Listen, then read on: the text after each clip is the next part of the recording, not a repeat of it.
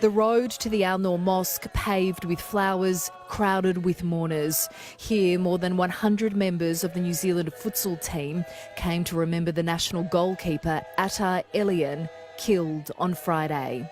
We've formed not just a friendship, but a brotherhood.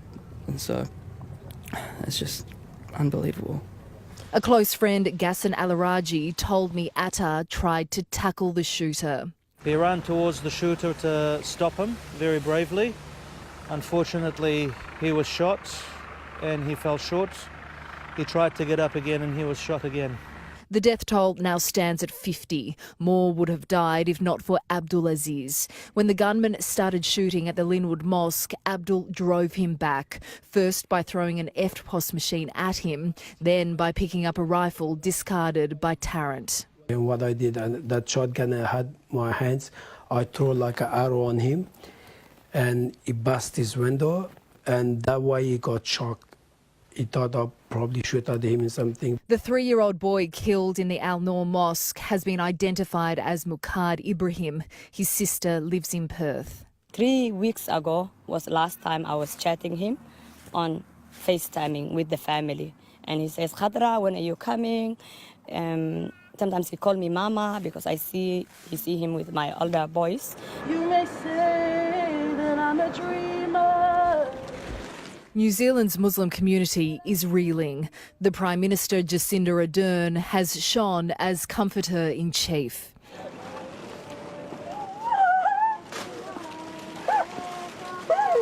This was the Kilbirnie Mosque in Wellington, the PM adding to a waterfall of wreaths on the front steps.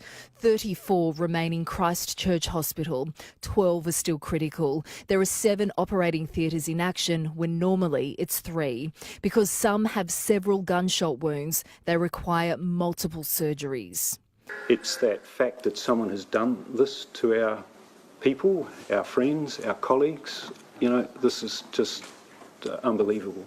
At a Christchurch cemetery, the grim work of preparing 50 bodies for burial.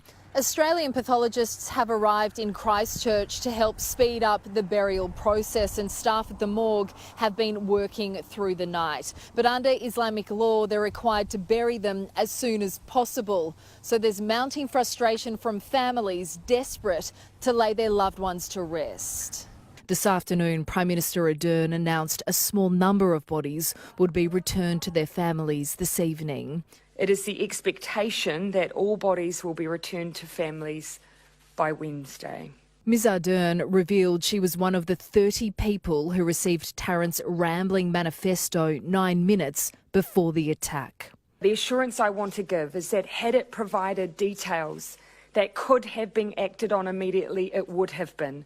She said that while Tarrant's trial would take place in New Zealand, she is seeking advice as to whether he could serve any sentence in Australia. I believe that some people purposely, they are trying to break down the harmony we have in New Zealand with the diversity, but they are not going to win. In Wellington this evening, a moment's silence as 12,000 gathered to show support for the families of the dead and those still in hospital.